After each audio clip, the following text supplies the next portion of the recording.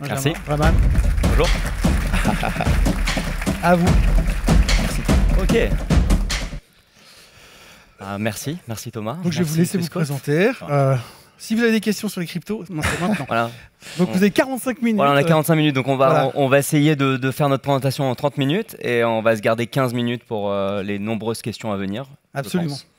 J'aimerais juste préciser encore une chose. Si vous voyez des gens qui cherchent des places, comme il y a beaucoup de places au milieu, n'hésitez pas à vous compacter pour qu'on puisse rentrer parce que visiblement c'est quasiment plein aujourd'hui. Donc serrez-vous si jamais. À vous. Parfait. À tout à l'heure. Eh bien, bonjour à tous. Merci Thomas et merci à Swissquote pour l'organisation de ce très bel événement. Donc moi, je m'appelle Benjamin Ita. Je suis en charge du développement de HDEX, qui est une société de gestion. On va vous présenter très brièvement qui nous sommes. Mais aujourd'hui, j'ai avec moi Draman, qui est notre responsable produit pour les US et l'Europe. Et notre objectif aujourd'hui, étant donné on pense, de notre point de vue, un turning point pour l'adoption de la crypto, de sa technologie et même de la classe d'actifs, de la légitimation de la classe d'actifs, on voulait aller un peu plus loin que le Bitcoin. On parle toujours du Bitcoin. Je pense que les gens comprennent ce qu'est le Bitcoin. Et l'objectif aujourd'hui, c'est de vous expliquer un peu qu'est-ce qu'il y a au-delà du Bitcoin, quels sont les fondamentaux, les cas d'usage des différentes technologies au sein de cet univers, l'accélération des développements réglementaires aux États-Unis, qui sont la base, je dirais, d'un nouveau monde pour cette adoption. Donc voilà. Draman, qui est avec moi, on va faire une discussion un peu animée entre nous deux. Donc voilà, on se garde les 15 minutes pour prendre toutes vos questions. Donc très brièvement, HDEX, c'est une société de gestion. On a un positionnement global. On est présent en Amérique latine, aux États-Unis et en Europe, avec des produits que les gens connaissent très bien, des ETF ou des ETP. Donc en Suisse, en l'occurrence, on est émetteur suisse d'ETP. Ça marche comme des ETF. C'est listé en bourse, réglementé, accessible sur Swissquote. Mais le positionnement qu'on a, c'est d'apporter des solutions d'allocation d'actifs. On n'est pas une plateforme d'accès. Donc chez HDEX, vous n'avez pas de code ISIN pour acheter juste du Bitcoin ou juste du Solana. L'objectif, et c'est pour ça qu'on est très focus sur la clientèle institutionnelle, c'est d'apporter des briques d'investissement. Donc comme vous le voyez ici, on a co-développé avec Nasdaq, le Nasdaq Crypto Index, qui est un indice de référence pour représenter le marché crypto et donc avoir un moyen très simple et de qualité institutionnelle pour s'exposer à la croissance du marché crypto. Évidemment, on a d'autres stratégies, des secteurs, des choses smart beta, mais ce n'est pas l'objet d'aujourd'hui. Donc pour commencer, justement, je vais poser quelques questions à Draman. Le Bitcoin, on sait bien que c'est une réserve de valeur émergente. Donc aujourd'hui, il n'y a pas un consensus dans le monde que c'est un store of value. Nous, on pense que ça a des attributs bien supérieurs à tous les store of value qui existent. Et c'est aussi un peu l'opportunité d'investissement. Les gens connaissent bien l'histoire du halving, l'histoire de la rareté du Bitcoin. Mais Draman, est-ce que tu peux nous parler un peu du reste de ces actifs? C'est vrai que dans nos discussions, on entend beaucoup parler de crypto-monnaie, mais je pense qu'il faut peut-être redéfinir les choses. Non, exactement, merci pour l'opportunité. Et donc l'idée, c'est ça, c'est que tout le monde connaît bien Bitcoin parce que c'est le jeton et c'est la thématique des monnaies, c'est celle qu'on a depuis le plus longtemps. Et nous, on croit que Bitcoin a du potentiel de croissance. Mais ça, c'est un acquis, mais on comprend que la crypto, la blockchain, c'est une nouvelle technologie. Et les cas d'usage des nouvelles technologies, en général, se définissent à travers le temps. Donc oui, Bitcoin a beaucoup à prouver son modèle et a beaucoup de potentiel de croissance. Et il y a quelques facteurs structurels qui expliquent pourquoi Bitcoin est là pour rester. D'abord, il y a la demande qui vient des pays émergents. Parce que si vous êtes au Brésil, vous êtes en Afrique du Sud, avec des taux d'inflation très élevés, vous comprenez bien que vous avez besoin de quelque chose d'autre que la monnaie de votre souverain. Et Bitcoin joue très bien ce rôle de réserve de valeur. Mais il y a un deuxième aspect qui est moins bien compris, moins bien perçu et qui est connecté avec la présentation d'avant. Parce qu'on a beaucoup parlé de masse monétaire, de M2. Donc, en dehors des marchés émergents, dans les pays développés comme la Suisse, en Europe ou aux États-Unis, de plus en plus de personnes comprennent qu'il y a en réalité du débasement monétaire. C'est-à-dire, si vous regardez la croissance des bilans des banques centrales sur les 15 dernières années, et vous la comparez à la croissance de l'économie, le ratio, il est off. Donc, en réalité, nos francs aujourd'hui valent beaucoup moins qu'avant. Et ça conduit beaucoup d'investisseurs dans les pays développés à aussi chercher du refuge dans des actifs non liés aux souverains comme la crypto. Donc, c'est le deuxième facteur de croissance. Et le troisième facteur de croissance, c'est toute cette instabilité qu'on voit à l'échelle globale. Et dans le contexte d'une instabilité, ce que des gens d'une autre génération ont racheté de l'or ou de l'argent. Je pense qu'on le fait toujours, mais de plus en plus, des gens plus jeunes, des gens moins jeunes commencent à acheter Bitcoin pour se protéger contre le risque d'instabilité. Donc, il y a un gros potentiel de croissance pour Bitcoin en lui-même, mais pour nous, la technologie, c'est les autres thèmes en réalité. Et ces autres thèmes, c'est l'infrastructure, c'est les paiements digitaux, c'est l'application, c'est les applications et c'est aussi les stablecoins. Parce qu'en réalité, c'est là où on est capable de capturer le potentiel. L'impact qu'Internet a eu sur nos sociétés, pour nous, la façon de l'exprimer en crypto, ça sera via ces quatre autres thématiques qui sont parallèles à Bitcoin. Donc, en dehors du Bitcoin, ce qui est très bien connu naturellement, c'est tout ce qui est infrastructure. Donc, smart contracts, ça va être Ethereum, Solana, Cardano. Mais au-delà des smart contracts, on a tout ce qu'on appelle les scaling solutions. Donc, ça va être des outils comme Optimism qui permettent aux smart contracts de faire beaucoup plus vite, beaucoup moins cher, ou ça va être des outils de connexion de données comme de graphes. Donc, l'idée pour nous, on conçoit ça comme la thèse d'infrastructure de la crypto. Et ce qui est intéressant avec cette thèse d'infrastructure, c'est que le parallèle en monde actuel, c'est un peu comme du cloud décentralisé. Donc, l'idée, c'est qu'on met à disposition du monde un ordinateur où tout un chacun peut aller développer ses applications. Et comme c'est un ordinateur ouvert, lorsque votre application est développée sur Ethereum, il est distribué de fait à toute la population du monde. Donc, il n'y a pas de barrière à l'accès. Il est beaucoup moins cher à utiliser. Donc, pour nous, avec le temps, cette infrastructure a vocation à déplacer tout ce qu'on connaît comme dans l'univers du software. Aujourd'hui, on parle de 600 milliards de dollars de capitalisation de marché, mais l'industrie du software, les boîtes listées software, c'est 14 000 milliards en réalité. Donc, on a à peine à 5% de ce que le potentiel de croissance de l'infrastructure pourrait être si on est capable de capturer des parts de marché de façon additionnelle. Et pour nous, c'est la bonne façon de penser à ça. C'est infrastructure crypto, cloud décentralisé, 600 milliards aujourd'hui. Le potentiel, c'est peut-être 14 000 milliards. Donc, on a un saut de croissance immense en réalité. Et de même pour les paiements digitaux. Tout le monde connaît un peu la souffrance qu'il y a à faire bouger de l'argent. Je veux dire, aujourd'hui, on peut se parler sur WhatsApp très facilement, mais essayez de faire bouger l'argent. Vous verrez, ça prend une semaine pour faire bouger de l'argent. Et des études de la Banque mondiale montrent que ça coûte environ 10%. Les frais de transaction, le transfert d'argent vers les marchés émergents, ça coûte environ 10%. C'est plus qu'usurier. Mais l'avantage, grâce à la technologie blockchain, c'est qu'on est capable de transférer de l'argent à des points de base, à 10 points de base, par exemple. Donc, c'est 99% moins cher qu'en utilisant les canaux traditionnels. Et parce que c'est moins cher, mais parce que ça va plus vite aussi. Parce que la capacité, je peux envoyer des valeurs à Ben sur un wallet crypto, il le reçoit instantanément, en réalité. Plutôt que de le faire par les canaux bancaires, et ça prend une semaine pour dénouer. Donc, la technologie des paiements digitaux utilisant la blockchain va beaucoup plus vite et beaucoup moins cher. Et de base, et c'est ce qu'on a vu avec Internet, une technologie qui va beaucoup plus vite, qui est beaucoup moins chère, a tendance à gagner dans le long terme. Donc, on se dit que dans 5 ans, dans 10 ans, la plupart des paiements se feront sur des rails blockchain, en réalité. Et troisièmement, on a la famille des applications. Et c'est peut-être là où c'est le plus intéressant, parce que c'est là où on parle de finances décentralisées. C'est donc des banques qui font le métier de banque sans avoir des intermédiaires au milieu. Je pense qu'on est en Suisse. Ça serait intéressant de voir comment la place financière dans ce pays se projette dans un contexte où on est capable de faire du prêt sans passer par un intermédiaire au milieu. On est capable d'acheter et de vendre des titres sans passer par un échange au milieu. Donc pour nous, il y a l'aspect de finance décentralisée, il y a l'aspect aussi de digital culture. Donc ça va être tout ce qui est NFT ou tout ce qui est application qui réinvente un peu le creator economy. On utilise tous YouTube aujourd'hui. Mais YouTube a la même mise sur le contenu que tu mets sur YouTube. Donc ils peuvent t'exclure et tu perds tes sources de revenus. Donc, il y a beaucoup de valeur à avoir une plateforme où on ne peut pas t'exclure. Ça, c'est très utile. Et il y a aussi beaucoup de valeur à avoir une plateforme où le partage du revenu que YouTube génère est beaucoup plus transparent.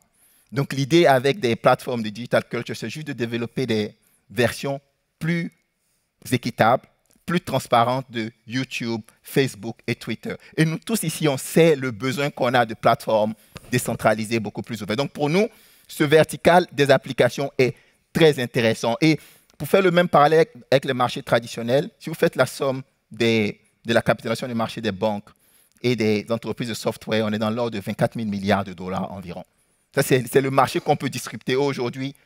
L'équivalent en crypto, c'est même pas 300 milliards de dollars en fait. Donc, c'est un ratio de 1 à 100. Donc, il y a beaucoup de potentiel de croissance sur ces applications. En réalité, c'est sur cette technologie que le potentiel de la classe d'actifs va se faire. Ce ne sera pas juste que sur du Bitcoin. C'est vrai que nous, on aime rappeler que les réseaux de blockchain publics, c'est vraiment la base de l'Internet de la valeur. Et on a grandi ou vécu la révolution Internet et de la digitalisation du transfert d'informations. Il est évident que les rails financiers aujourd'hui, qui sont des patchs séparés et tous connectés sur des rails vraiment archaïques, cela voilà, va être mis à jour pour un meilleur monde, pour un meilleur accès à la finance et pour aussi une approche un peu plus, je dirais, décentralisée à la consommation des données, etc.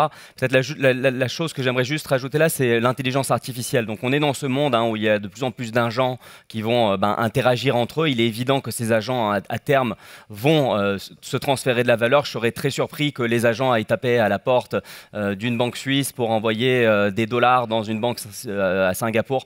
Enfin, il est évident que ça va utiliser des rails globaux, donc blockchain, donc stablecoin.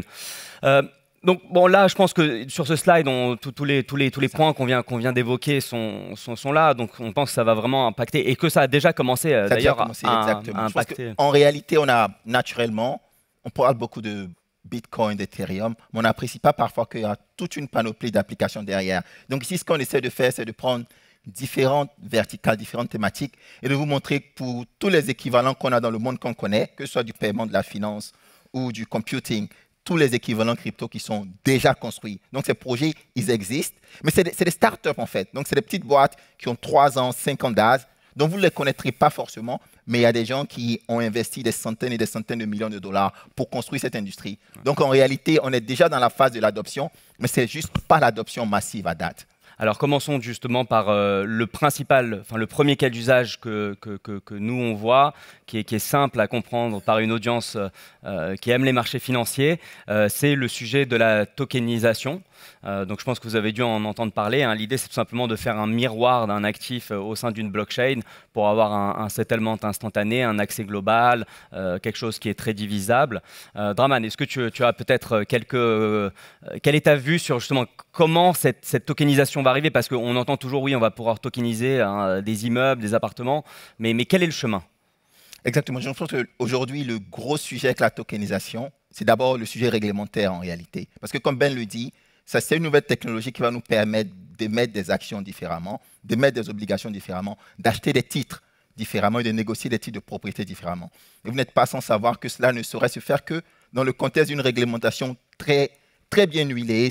On en parlera après. C'est ça tout l'intérêt de ce qui s'est passé en Europe ici avec MiCA dans les pays de l'Union européenne et de ce qui est en train de se jouer aux États-Unis avec la clarté réglementaire. Donc je pense qu'à date, le gros sujet avec la tokenisation, c'est la réglementation. Mais le potentiel de croissance, il est immense. Je veux dire, l'une des personnes qui a été les plus ouvertes et bullish sur la tokenisation, c'est Larry Fink lui-même, le DG de BlackRock qui a la chance de gérer la plus grosse boîte de gestion du monde, qui comprend bien toute la valeur ajoutée qu'il y a. Et souvent, nous, pour le présenter aux clients, ce qu'on dit, c'est aujourd'hui, le total des actifs tokenisés, c'est 20 milliards de dollars environ. Mais en fonction de la recherche que vous lisez, les estimations de marché potentiel à horizon 2030, ça passe de 2 000 milliards, ça c'est l'estimation de McKinsey, à 30 000 milliards. Ça c'est l'estimation de Standard Chartered Bank. Donc en réalité, le saut de croissance, c'est du 1 à 100 ou du 1 à 500 en réalité, d'actifs qu'on pourra tokeniser parce que ça va beaucoup plus vite et c'est beaucoup moins cher de transiger des actifs tokenisés comparé à des actifs émis à la vieille école.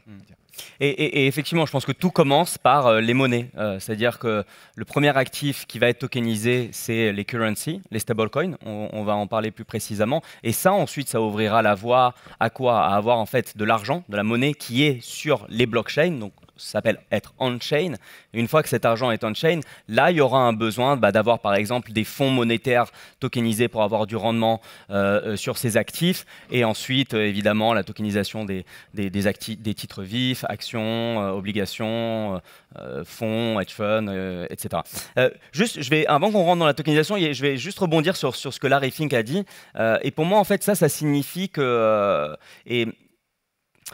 je parle pour Draman et moi, nous on vient de la finance traditionnelle initialement. On a toujours eu ce biais un peu technologie qui nous a toujours vachement intéressés. Et je pense qu'en grandissant avec l'Internet, ce qu'on a vu, c'est qu'on ne peut rien faire contre la technologie, contre la supériorité technologique. Et je pense que ce que Larry Fink dit, c'est exactement ça. C'est-à-dire que le format du token est juste supérieur au schéma qu'on connaît déjà. Faire une analogie avec l'Internet, le email, c'était la première réelle application de l'Internet. Et il y a beaucoup de gens qui pensaient que l'email était inutile ou qu'il allait juste simplement remplacer le mail physique. Mais en réalité, le email, il a rendu la fonction de mail à des multiples de 100 ou de 1000 fois supérieurs. Aujourd'hui, on peut envoyer des mails à des milliers de personnes avec du contenu, de l'attachement. Donc le point juste que je veux dire, c'est que les avancées de la technologie, c'est très difficile de les contrer. Et cette phrase de Larry Fink en est l'exemple même. Donc pour rentrer un peu juste brièvement, les stablecoins, c'est quoi, comment ça se développe. On va parler de la régulation un peu plus tard, mais d'un point de vue fondamental, à quoi ça sert et quel est le bénéfice d'utiliser un stablecoin? Non, l'idée du stablecoin, c'est de ramener l'argent à l'ère d'Internet en réalité. Parce que ce qu'on remarque, c'est que l'argent continue toujours de fonctionner à l'ère du monde ancien, d'avant Internet. Donc l'idée, c'est que si on avait du franc digital, du dollar digital, mais qui a toutes les bonnes propriétés de Bitcoin, par exemple. Parce que les bonnes propriétés de Bitcoin, c'est quoi? C'est divisible à l'infini. Donc, on peut envoyer des très petites valeurs. C'est disponible 24 heures sur 24, 7 jours sur 7. Donc, on peut l'envoyer à tout moment. Et c'est disponible partout dans le monde. Donc, on peut l'envoyer à tout le monde dans le monde. Et avec des frais de transaction qui sont très, très, très bas comparés au circuit traditionnel. Donc, l'idée, c'est qu'on peut augmenter la fonctionnalité de l'argent une fois que l'argent commence à rouler sur des rails blockchain. Ce n'est que ça, en fait. Donc, c'est l'argent avec de meilleures fonctionnalités, en réalité. Et ce qui est cool dans le graphe à gauche, c'est qu'on voit une croissance phénoménale. En 2019, on était à 2 milliards. Aujourd'hui, on a plus de 200 milliards. Donc, c'est une croissance de plus de 100 fois. Et ce qui est aussi très cool, c'est qu'en dépit des cycles de marché, notamment entre 2021 et 2022, alors que le marché était en baisse de 60% environ, l'émission des stablecoins était en hausse de 80 milliards à environ 137 milliards. Parce que derrière, il y a de l'adoption. Derrière, il y a toujours des personnes qui sont en train de thésauriser un stablecoin ou en train d'utiliser des stablecoins comme façon d'accéder à la liquidité un peu partout. Donc ça, il y a une adoption structurelle des stablecoins en dehors de tous les cycles et du price action de la crypto. Et à droite, ça, c'est le volume de transactions qui sont aussi en hausse, naturellement, je veux dire, la dernière année 2025, parce que c'était jusqu'à mai, donc on n'a pas encore toute l'année. Mais si on projetait annualize, on serait autour de 11 000 milliards. Mais ce qui est super intéressant à ce graphe, c'est qu'au niveau actuel, on aura le volume de transactions sur les stablecoins sera supérieur à la somme des transactions sur Visa et Mastercard. Donc, en réalité, c'est vrai qu'on ne le conçoit pas, mais les stablecoins sont déjà au niveau où il y a beaucoup plus de volume de transactions sur ces réseaux-là que sur Visa et Mastercard, qui sont les réseaux par excellence sur lesquels l'argent bouge, en fait. Donc, on est déjà dans le moment de le tipping point, en réalité. Mais c'est juste qu'on ne le voit pas encore, parce qu'il ne fait pas partie de notre expérience au jour le jour. Oui, c'est vraiment la preuve ultime que la technologie, elle fonctionne très bien. Les stablecoins sont en train d'être régulés aux États-Unis. Encore une fois, on va vous préciser tout ça. Mais aussi, il faut garder en tête que, pour revenir au premier slide, quand on parlait un peu de l'infrastructure, c'est que c'est ces réseaux d'infrastructure qui sont utilisés pour voir ce genre d'application. Donc, gardez bien en tête que lorsqu'il y a des transactions sur des stablecoins, il faut enregistrer les transactions quelque part. Et c'est là qu'on parle du réseau de smart contracts. Donc, Ethereum, par exemple, aujourd'hui, ça capture 60% des transactions qui sont sur stablecoin. Donc, un peu le monde de demain, c'est quoi? C'est de se dire, si les États-Unis commencent à faire du transfert de monnaie en stablecoin, si le stablecoin est un outil stratégique pour les États-Unis pour exporter du dollar, ça supporte des achats de trésorerie. En fait, si on met tout ça bout à bout, c'est là qu'on voit en fait, tiens, quel est vraiment le cas d'usage d'un Ethereum ou d'un Solana. Et plus il y aura de gens qui utiliseront ces technologies, qui transacteront via cette technologie, plus on aura besoin donc d'utiliser ces réseaux. Et pour pouvoir faire des transactions sur le réseau Ethereum, il faut payer les frais de transaction en Ethereum. Donc c'est de là que la demande viendra pour les réseaux type Ethereum, Solana. Et peut-être le dernier point que je voudrais faire sur stablecoin, c'est que nous, on est vraiment très enthousiaste à l'idée de ce cas d'usage qui est concret, qui est sain, et qui va s'inscrire dans le temps, dans le futur, tout simplement. Parce qu'au préalable, on a eu, je pense, 2 petites bulles qui ont permis... Alors, la bonne chose, c'est que ça a permis de tester les plateformes de smart contracts comme Ethereum et Solana, mais que parfois, ces bulles, elles avaient peut-être une image qui était mauvaise pour la crypto. De quoi je parle? Là, je parle des NFT sur l'art, ce boom qu'on a eu en 2021 sur le réseau Ethereum. Il a montré que la technologie, elle marchait, mais qu'elle n'était pas prête parce que les frais de transaction ont explosé. Et puis après, le cas d'usage de s'échanger des pièces d'art, évidemment, ça a disparu. On a eu le boom des meme coins sur Solana. Donc Solana, c'est un smart contract qui est beaucoup plus rapide que Ethereum. Et le boom des meme coins a été vraiment un exemple concret de tester la plateforme. Et la plateforme fonctionne très très bien. Sauf qu'évidemment, s'échanger des tokens qui ne servent à rien, c'est sûr que c'est une bulle qui fait chier. Donc le point que je veux faire, c'est que là, on est à l'aube d'un nouveau monde où il va y avoir des cas d'usage concrets qui vont utiliser ces réseaux pour le futur et des choses qui devraient aller qu'en croissance. Juste peut-être pour parler très brièvement d'adoption, on a mis quelques petits points ici, mais je vais pas prendre ça point à point. Nous, ce qu'on observe, c'est très simple. C'est que avec l'arrivée des ETF sur le Bitcoin aux États-Unis, on a eu le moment de l'institutionnalisation du Bitcoin. Donc aujourd'hui, le Bitcoin est un peu reconnu et certains participants de marché pensent que c'est un store of wealth ou que ça deviendra un store of wealth. Donc il y a déjà ce mouvement d'adoption de Bitcoin dans les trésoreries, enfin dans les trésoreries pardon des entreprises. Il y a même des entreprises qui mettent en place des programmes d'achat très spéciaux, très focus là-dessus comme stratégie de Michael Saylor. Donc vous voyez là sur ce graphe, c'est l'évolution de Bitcoin au sein des portefeuilles traditionnels. On parle aussi de fonds de pension, on parle de fonds souverains. Voilà, donc ça commence. Il y a évidemment une discussion stratégique sur sur les réserves américaines pour Bitcoin. On va aussi parler de cela en plus de détails. Mais le point, voilà, c'est de dire qu'on voit une adoption d'allocation d'actifs, mais aussi d'intégration de la technologie. Donc un très bon moment pour s'intéresser aux cryptos. Donc d'un point de vue régulation, effectivement, aujourd'hui c'est un tournant, mais ce qu'il faut bien avoir en tête, c'est que Trump, c'est un opportuniste, donc effectivement, il voit qu'il y a du business à faire, il veut se positionner, mais aujourd'hui, il y a un support pour l'industrie crypto qui est bipartisan, et il est là vraiment le game changer. Donc peut-être, Raman, si tu veux peut-être commenter un peu justement sur ces différents profils qui sont aujourd'hui en charge des sujets importants. Absolument. Donc l'âge d'or de la crypto, je pense qu'en grande partie, à tout seigneur, tout honneur, à César ce qui est à César, c'est Trump en réalité qui embrasse la classe d'actifs pour les raisons dont tu as parlé, mais c'est ce qui nous permet, je pense qu'aujourd'hui, surtout aux États-Unis, de franchir une étape. Donc, il y a ces 4 personnes qui sont au cœur de la stratégie d'institutionnalisation de la crypto. Et la bonne chose, c'est que ce sont des personnes qui sont non seulement bullish, donc très actives, très optimistes sur la classe d'actifs, mais c'est des personnes qui savent aussi de quoi elles parlent. Parce que si tu as David Sachs, qui est le premier CEO de PayPal et qui est un investisseur en Bitcoin depuis 2011-2012, il sait de quoi il parle. Si tu as Esther Peace, qui est une ancienne de la SEC, qui a toujours été très pro-crypto, elle sait de quoi elle parle. Et elle, quand elle vient avec un agenda qui en 10 points, qui a des working groups, donc des groupes de travail, pour essayer d'élaborer, d'avoir la réglementation crypto qui fait sens en réalité. Idem pour Paul Atkins et Brian Kentenens, qui eux vont être respectivement à la SEC et à la CFTC. Donc l'idée, c'est qu'on aura des régulateurs qui sont pro-crypto, mais qui savent de quoi ils parlent et qui sont pro-innovation, parce que les États-Unis ont bien compris le sujet. Et au-delà des régulateurs, comme Ben le dit, il y a le Congrès aussi, en réalité. Au Congrès américain, à la suite des élections de 2024, on a un Congrès qui est le plus pro-crypto qui n'a jamais été auparavant. Donc c'est à la fois la capacité des régulateurs à proposer de nouvelles lois, mais c'est aussi la capacité de ces lois-là à passer au Congrès américain, qui est un facteur très, très important de ce qui a changé aux États-Unis. Alors, parle-nous des lois clés qu'on Exactement. Donc, observe. je pense qu'il y a 3 choses qui sont dans le pipe. La première, qui est probablement la plus intéressante, c'est le stablecoin. Comme on a dit, les États-Unis conçoivent les stablecoins comme avec un aspect de compétition internationale, compétition hégémonique avec la Chine. Parce qu'ils ont bien compris que si tu ramènes le dollar au 21e siècle, il devient beaucoup plus attrayant pour tout le monde.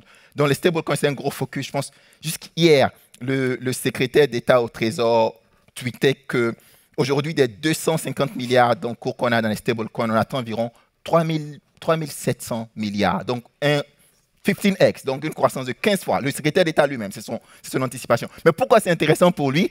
Parce que derrière, avec ces stablecoins, ils seront obligés d'acheter des bons du Trésor. Donc la raison pour laquelle la nouvelle administration est aussi intéressée par les stablecoins, c'est naturellement la compétition internationale, mais c'est parce que grâce aux stablecoins, tu auras une nouvelle demande de bons du Trésor américain à hauteur de peut-être 1000 milliards. Et comme ils sont toujours à la recherche de financement, ça leur permet de capturer une nouvelle demande pour les bons du Trésor américain, d'un contexte où peut-être les Japonais sont en train de sell-off un peu, et d'un contexte, comme dans la présentation précédente, où il y a un risque de sell-off de la dette américaine en fonction de comment le contexte macroéconomique se présentera. Donc Stablecoin Act, c'est un très gros focus pour l'administration parce qu'ils voient le potentiel de croissance. Mais derrière, tu as aussi le Market Structure Bill qui permettra de qualifier qu'est-ce qu'un actif en crypto, qu'est-ce qu'un token et qu'est-ce que ça vaut. Est-ce qu'on peut wrapper une action d'un token? Donc ça permettra de tokeniser des actions et des obligations des commodités beaucoup plus facilement. Et le troisième, c'est le Bitcoin Act qui, déjà, les États-Unis ont décidé de garder les bitcoins qu'ils avaient saisis par devers eux. Donc ça, c'est un très bon point. Mais c'est aussi l'idée de mettre en place un programme où les États-Unis pourront acheter de façon passive, tant que c'est neutre sur le budget de la crypto. Et l'avantage de ça, c'est que si les États-Unis commencent à le faire, il y a beaucoup d'autres nations souveraines qui vont le faire. Et ça, c'est ce qu'on voit avec des fonds souverains comme celui d'Abu Dhabi qui a commencé à acheter des ETF Bitcoin. Mais au-delà, aux États-Unis, à l'échelle des États américains, beaucoup d'États américains qui essaient aussi de faire de même. Et je pense qu'en Suisse aussi, il y a des cantons qui ont aussi essayé de faire passer des lois leur permettant d'acheter de la Bitcoin. Donc pour nous, le Bitcoin Act, ça sera le signal pour des souverains qui peuvent avoir de la crypto dans leur bilan. Et ça, on sait qu'ils ont les plus gros bilans du monde et puis ils ont en général beaucoup de flexibilité sur leur mandat de gestion. Pour rebondir, quelques bruits de couloir. Donc, comme je vous l'ai dit, on est aussi présent aux États-Unis. Donc, il y a cet ETF, notre stratégie Nasdaq Crypto Index qu'on va vous présenter est accessible sur Nasdaq via un ETF. Le point, c'est juste de dire que notre équipe est très, très régulièrement là-bas et à Washington. Et on échange avec la SEC, etc. Mais le bruit de couloir est qu'au sein du Treasury, il y aurait une cinquantaine de personnes justement qui travaillent sur ces sujets de réserve Bitcoin. Et ce que je rappelle toujours, et je le fais à chaque rendez-vous maintenant, si on était dans cette salle il y a un an et que je posais la question à tout le monde, est-ce que vous pensez que dans un an, il y aura une réserve officielle de crypto aux États-Unis? Je pense que le consensus serait non. Donc déjà, c'est un changement de monde, parce qu'aujourd'hui, il y a une réserve officielle. Alors oui, on garde que les bitcoins et les autres actifs digitaux, parce qu'il n'y a pas que Bitcoin. Il y a Solana, Ripple, Cardano et Ethereum qui sont dans cette réserve. Donc le point, c'est que c'est déjà un game changer. Maintenant, effectivement, c'est pas ça qui va changer la dynamique des prix de Bitcoin. Mais si on va au bout du chemin et que les États-Unis annoncent un programme d'achat de réserve en Bitcoin, là, effectivement, je pense que ça sera un peu un jeu un game theory, un jeu de price discovery avec les autres gouvernements. Donc, avant d'arriver là, nous, ce qu'on entend, le bruit de couloir, est qu'il pourrait y avoir une annonce au mois de juillet avec des idées de programmes d'achat balance sheet neutral pour commencer à constituer cette réserve. Donc, pour rebondir sur ce qui a été dit auparavant d'un point de vue plus technique, je pense qu'effectivement, on s'accorde à avoir un été chaud sur crypto. Stablecoin Act, c'est en cours de validation. Hier, il y a la première partie qui a été approuvée. Ensuite, ça doit passer à la Chambre des représentants.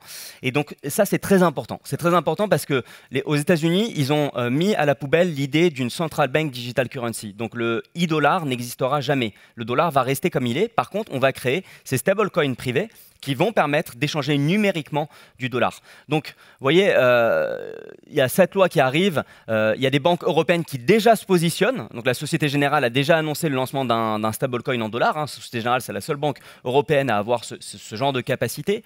JP Morgan a annoncé la création d'un stablecoin et de deposit token. Donc, ce qu'on veut dire, c'est que toutes les banques ou même des consortiums de banques vont commencer à apporter des solutions dans cette technologie. Donc vraiment pour nous, l'aube d'un nouveau monde. Et pour market structure, ça c'est plutôt ce que je rappelle aux banques, c'est dire que c'est en train de réguler aux États-Unis, les banques vont arriver fort, évidemment on aura un effet domino. Donc si on step back un peu et qu'on réfléchit long terme, tous ces éléments, en fait, d'après nous, sont des drivers de performance fondamentaux qui sont totalement exceptionnels.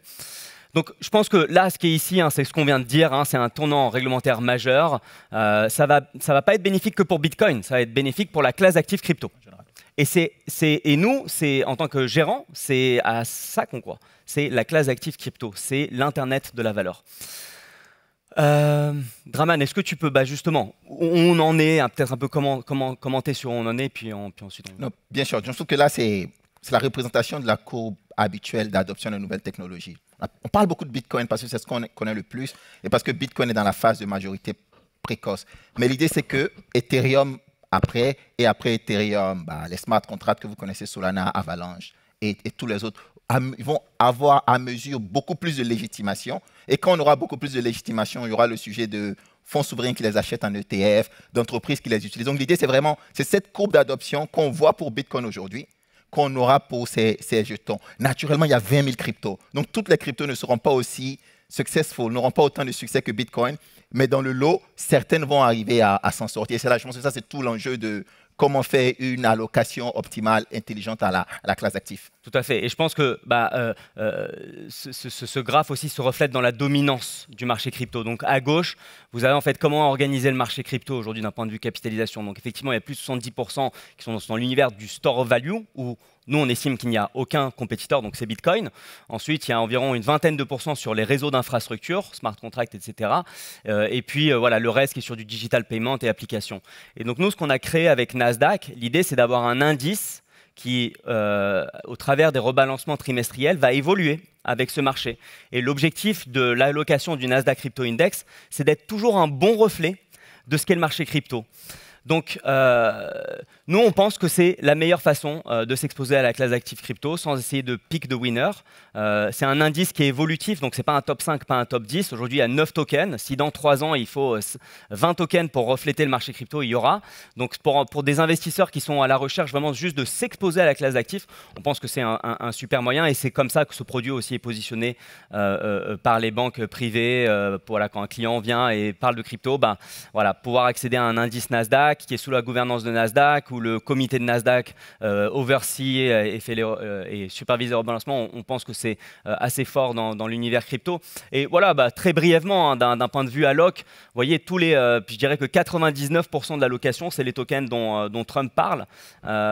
Et donc, c'est vrai que c'est un produit aussi qui peut être positionné un peu comme un Trump play sur l'univers crypto. Vous avez le QR code qui est ici, qui vous amène sur la page produit. Évidemment, c'est un produit qui est accessible sur Swissquote dans toutes les devises. Mais voilà, encore une fois, ça c'est notre produit flagship. L'idée, c'est vraiment d'avoir un outil d'allocation stratégique à la classe d'actifs via votre banque.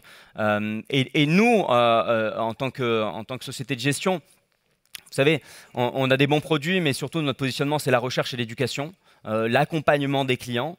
Donc, vous pouvez retrouver sur ce QR code toutes nos publications. Alors, on en fait pas mal en français, mais on ne fait pas tout en français. Et l'approche de notre recherche, c'est vraiment de parler des thèses d'investissement. Donc nous, HDEX, on ne fera jamais un call sur un crypto par rapport à l'autre. On va vous parler qu'on est bull sur la thèse Smart Contract Platform en ce moment. Pourquoi? Parce qu'il y a l'arrivée des stablecoins. On va être bull sur les différentes, ou bear sur les différentes thèses. Et c'est de cette façon que notre recherche est organisée. Donc je crois que pour nous, c'est bon. Draman, si tu veux peut-être quelques mots. En grande partie, ce dont on a parlé aujourd'hui, tout ce qui est développement réglementaire, tout ce qui est amélioration de la technologie, une grande partie de ces développements n'est pas encore priced in. Je pense que c'est ça l'opportunité aujourd'hui, en fait. C'est comme l'intervenant précédent avait parlé. Bitcoin a eu une très belle performance, mais les stablecoins, tout le reste de l'univers a beaucoup progressé comparé à 2020. Mais ce progrès n'est pas encore reflété dans les prix. L'amélioration du contexte réglementaire aux États-Unis n'est pas encore reflétée dans les prix. L'amélioration de la compréhension institutionnelle n'est pas encore reflétée dans le prix de l'univers, à l'exception de Bitcoin. Donc, c'est vraiment ça l'opportunité d'investissement, c'est de faire un peu de recherche, de comprendre que l'univers est beaucoup plus mature et que mécaniquement, à un moment, quand l'appétit pour le risque va revenir, ça sera reflété dans le cours des actifs. Parfait. Merci beaucoup à tous. Et puis, Thomas, on est prêt pour les questions. Alors moi, je n'ai pas de questions, j'ai tout compris, mais je pense qu'il doit y avoir des questions, donc on va vous donner des micros. Je suis déjà là. Le premier arrivé, voilà. Monsieur. Bonjour. En fait, il y a un gros risque qui est l'informatique quantique sur la blockchain, n'est-ce pas? Quelles sont vos perspectives là-dessus? Est-ce qu'on risque d'avoir un marché crypto qui s'effondre dans quelques années à cause de l'informatique quantique ou pas? Je pense que c'est un risque, mais il va au-delà de la crypto naturellement. La façon dont on y pense, c'est un risque structurel et je pense que beaucoup de personnes très smart dans l'univers de la crypto y pensent. Mais le premier point, c'est si j'avais cette capacité, plutôt que d'aller m'attaquer à la crypto, 3 000 milliards de dollars, peut-être que j'ai des low-hanging fruit, comme les Anglais diraient. J'ai tout le secteur bancaire, j'ai toute l'industrie qui existe, qui est peut-être beaucoup plus facile à craquer que de la crypto déjà. Donc, tu as ça c'est le premier point. Mais deuxièmement, et c'est ça le sujet le plus important, c'est que ces cryptos, ça marche sur des protocoles ouverts.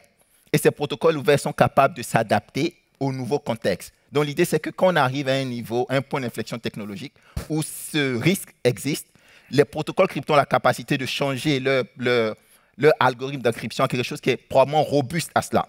Et ça, c'est la meilleure protection qu'on a. En fait, et ça, on sait qu'on est capable de le faire parce que Ethereum ship des upgrades plusieurs fois dans l'année. Donc, je pense que c'est ça la solution structurelle, c'est s'adapter à ce risque.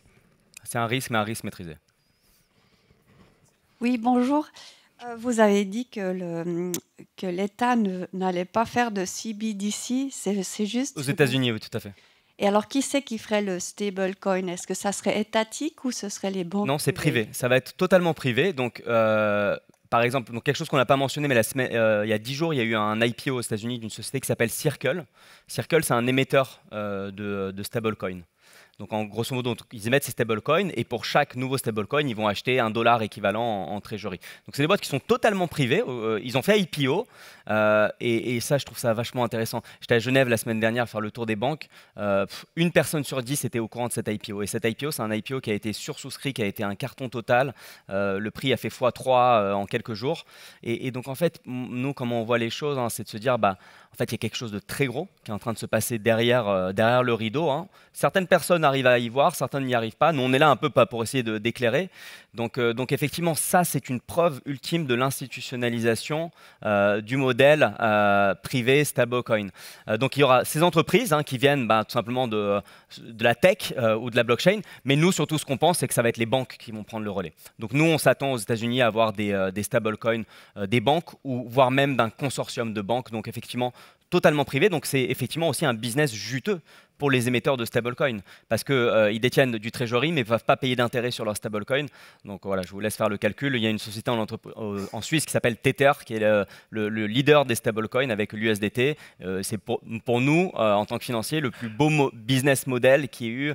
Enfin, voilà, moi j'ai 38 ans et j'ai jamais vu un aussi beau business model dans la finance. Et c'est grâce à justement ces nouvelles technologies. Donc pour répondre à votre question, tout sera totalement privé aux États-Unis. Au fond de la salle. Alors, le temps que le micro arrive, je vais poser juste une question. Est-ce que vous avez une idée de qui utilise les paiements via Solana? Est-ce que ça représente des volumes conséquents ou des volumes ridicules? C'est pas moi qui pose la question, je fais un high level. J'interprète. C'est une très bonne question et ça me permet encore une fois de revenir vers nous, notre vision multi-chain. C'est-à-dire que les stablecoins, ça ne va pas tourner que sur une seule plateforme, ça va tourner sur différentes plateformes parce que ces différentes plateformes, elles ont des caractéristiques différentes et voire même il pourrait y avoir un aspect régional. Donc pour répondre à la question plus précisément, aujourd'hui si on regarde un peu la répartition de quelles sont les plateformes de smart contract utilisées par les stablecoins, il y a donc 60% grosso modo c'est Ethereum. Pourquoi? Parce que Ethereum c'est la plus vieille, c'est la plus sécure, c'est la plus connue, c'est la plus sûre. Et ensuite il y a une trentaine de pourcents chez Tron. Donc Tron, le ticker c'est TRX et ça c'est un smart contract asiatique. Et le point que je veux faire, c'est que eux, ils ont des équipes qui sont en Asie, donc ils marketent leurs services en Asie. Donc aujourd'hui, les stablecoins asiatiques, ils tournent sur Tron énormément. Et Solana arrive plus comme un disrupteur, parce que Solana, en gros, Solana, ce qu'il peut offrir, c'est du live payment, grosso modo, live quasiment instantané. Et on voit sa part de marché monter petit à petit pour les stablecoins. Donc par exemple, Société Générale qui a annoncé le lancement d'un stablecoin en dollars, ce stablecoin, il tournera sur 2 plateformes, Solana et Ethereum. C'est ça. Je crois qu'il y a un micro là-bas. Allez-y. Alors, moi je me posais une question, j'ai quand même été étonné là, Vous m'entendez mieux, ouais. Sur le Web3, vous en avez pas parlé, et pourtant c'est quelque chose que j'avais beaucoup entendu parler il y a quelques années sur le fait qu'on aura la possibilité justement d'arrêter d'utiliser des moteurs de recherche comme Google et utiliser plutôt des plateformes via la blockchain où l'utilisateur émettre justement de sa data, parce qu'aujourd'hui le nerf de la guerre c'est également la data, ça représente... enfin, comment dire, des milliards de dollars sur le marché. Et du coup, je me demandais où est-ce qu'aujourd'hui, au niveau de la blockchain, au niveau des cryptos, en 2025, là où ça en est justement, en fait. D'accord, absolument. Il n'y a pas de... Et comme on le disait, la famille des applications est probablement l'une des familles les plus petites. Dans le graphe qu'on a montré, on a Bitcoin, Store Value, on a infrastructure, et puis on a les applications, n'est-ce pas? On a payment et puis on a les applications. Donc, parce qu'en effet, la plupart de ces applications n'ont pas encore ce qu'on dirait product market fit en jargon startup. C'est-à-dire, elles existent, mais elles sont encore à l'échelle embryonnaire, ou elles sont encore à l'échelle où elles recrutent leurs clients. Dans le chart, on avait une application qui s'appelait Audius. Donc, Audius, c'est un peu le concept de YouTube. C'est créateur, tu vois, donc tu es un créateur, mais tu peux parler directement à tes fans ou à ceux qui connectent avec ta plateforme. Donc, ça disrupte YouTube ou Spotify qui est au milieu, et tu peux avoir la relation directement avec tes fans. Donc, tu contrôles la donnée et tu contrôles les economics. Mais ce n'est pas au niveau de Solana, par exemple. Voilà, la capitalisation de marché, ce n'est pas du 10 milliards ou du 20 milliards. Donc, ça sera moins sur ton radar. Et pour nous, mais c'est ce qu'on te disait, en fait. Dans la partie des applications, il y a beaucoup de petites applications qui existent, mais ce sont des petites startups. Par exemple, tu regardes en Suisse, tu n'aurais pas forcément... Tu as une très bonne visibilité des boîtes qui sont listées sur SIX, mais tu n'as pas une très bonne visibilité des petites startups qui font peut-être du 50 millions de dollars de capitalisation de marché. C'est la même chose, en fait. C'est des petites boîtes, c'est pour ça que tu ne connais pas. Mais structurellement, c'est là que blockchain va devenir mainstream. Parce qu'au fur et à mesure, on aura des applications décentralisées qui donnent plus de pouvoir aux créateurs, qui donnent plus de pouvoir à l'utilisateur. Mais ça, on est encore à 2, 3, 4 ans en fait de ça. Aujourd'hui, c'est le stablecoin qui est le killer app. Donc, le premier cas d'usage qui est à grande échelle, c'est le stablecoin. Dans quelques années, on aura éventuellement d'autres applications comme ça. L'objectif, c'est que quand on reviendra ici dans quelques années, on parlera d'applications Web3. Je crois qu'il y a quelqu'un là-bas. Bonjour. Merci pour la présentation. Moi, j'avais une question parce que ce que vous présentez ici, c'est un progrès, ce n'est pas une innovation, donc c'est un peu plus profond. Donc moi, venant de Belgique, je suis bien content que je ne dois pas passer par la poste pour envoyer mes mails. Ça va plus vite. Tout à fait. Et c'est un peu dans ce cadre-là que moi j'avais une question par rapport au fait des players. Donc si aujourd'hui vous prenez le stablecoin qui va permettre de changer plus vite, moins cher, etc., et que je suis une banque qui va émettre ce stablecoin, est-ce que je vais devoir utiliser les plateformes qui sont actuellement là, ou est-ce que je vais créer toute la chaîne de valeur en fait? Parce qu'avec la puissance si je m'appelle Société Générale ou une autre grosse banque, n'importe, je vais avoir la puissance peut-être de créer complètement toute la chaîne de valeur. Oui. Mais je pense que le gros avantage, c'est d'utiliser l'infrastructure mutualisée. C'est ça la blockchain, c'est une base de données ouverte qu'on peut utiliser de façon mutualisée. Je pense que et comme Ben donnait l'exemple de JP Morgan et de Société Générale, il y a une raison pour laquelle ces banques-là vont aller sur Solana ou Ethereum. Mais en réalité, très souvent, tu utilises le smart contract comme niveau de settlement. Donc, pour faire le dénouement, tu vas utiliser le smart contract. Mais par exemple, ce que Ethereum fait qui est très intéressant, il y a le concept de L2 et de L1. Donc, une entreprise, une grosse banque peut décider de créer en interne son Layer 2, donc sa propre blockchain, mais qui est compatible avec Ethereum. Et cette blockchain, elle est à l'intérieur, elle est permissionnée, elle est peut-être ouverte qu'à ses clients. Donc, tu as le contrôle, donc tu as tous les avantages de la blockchain Ethereum, mais dans un contexte sécurisé.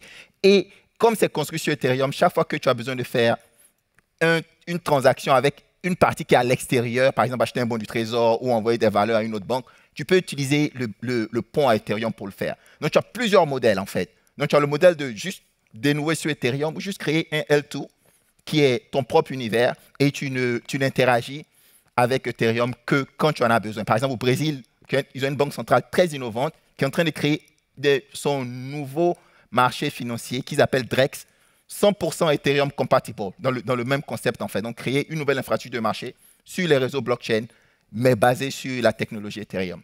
L'analogie pourrait être de se dire qu'on crée une nouvelle application web et est-ce qu'on décide de la faire tourner sur un intranet ou sur l'internet.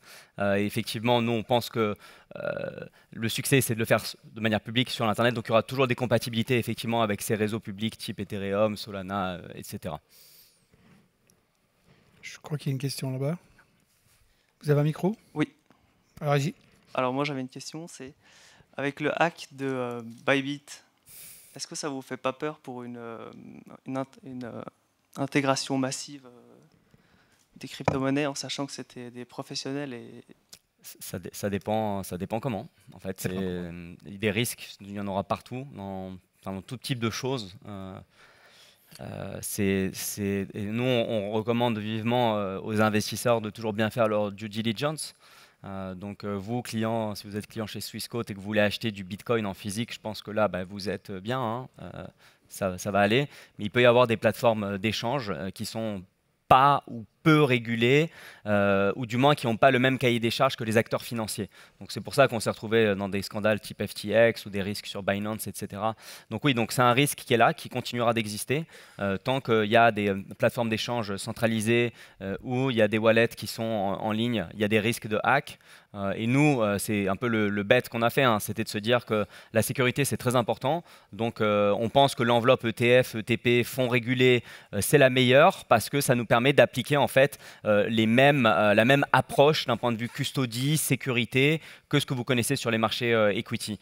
Donc pour répondre à ta question, c'est un risque qui existera toujours, qui a vocation, je pense, à se réduire. Plus il y aura de régulation, plus on va réguler ces acteurs crypto, mieux ce sera. Mais c'est aussi quelque chose qui, je pense, met en lumière l'intérêt d'acheter des produits régulés type ETF, ETP sur la classe active pour mettre ces risques à zéro, entre guillemets. Bien. Bon. On me dit dernière question, alors je passe. Bon, il y a la pause après, c'est pour ça qu'on doit arrêter. Normalement, on devrait. Non, allez-y. Dernière question. Bonjour, merci pour votre présentation. Vous avez beaucoup parlé d'XRP. Je l'ai vu aussi dans votre ETF à 5% à peu près. Mais on a vu qu'en début d'année, XRP ont fait beaucoup de lobbying, surtout aux États-Unis, pour contrer l'adoption du Bitcoin et pour plutôt diversifier. Et ils étaient aussi en faveur pour les CBDC. Donc, quel est votre avis là-dessus sur XRP qui a suscité de vives réactions des investisseurs en début d'année? En fait, XRP, l'histoire est simple. C'est juste qu'il y a beaucoup moins de risques réglementaires maintenant. Donc avant, sous l'ancienne administration, il y avait beaucoup de procès. Et avec la nouvelle administration, qui a une attitude beaucoup plus ouverte sur l'innovation, la fin des procès, donc c'est ça le grand repricing. Et derrière, après, ils ont une belle histoire qu'ils vendent. L'histoire, c'est d'écoute, on va remplacer Swift, on va permettre à l'argent de bouger très, très, très vite. À date, je pense qu'ils sont en train de construire ce modèle. Donc, il y a beaucoup d'excitation sur XRP, mais ils sont encore au niveau de... Il faut qu'ils prouvent en réalité si la valeur actuelle est justifiée. Mais comme Ben dit, nous, on refuse de faire des calls sur les actifs en particulier. Ce qu'on se dit, c'est que la classe des paiements digitaux va valoir beaucoup parce qu'il y a de la valeur à faire des transferts vite, moins cher. Mais on ne sait pas si XRP c'est le bon play ou si c'est Litecoin. Mais on sait que de façon générale, dans cette verticale, tu auras des gagnants en réalité. Et c'est une verticale, c'est bon d'avoir une exposition. Après XRP, on peut en parler on the side sur comment on le voit personnellement. Bien, merci. Donc maintenant, 30 minutes. Merci beaucoup pour la présentation. Merci tout le monde.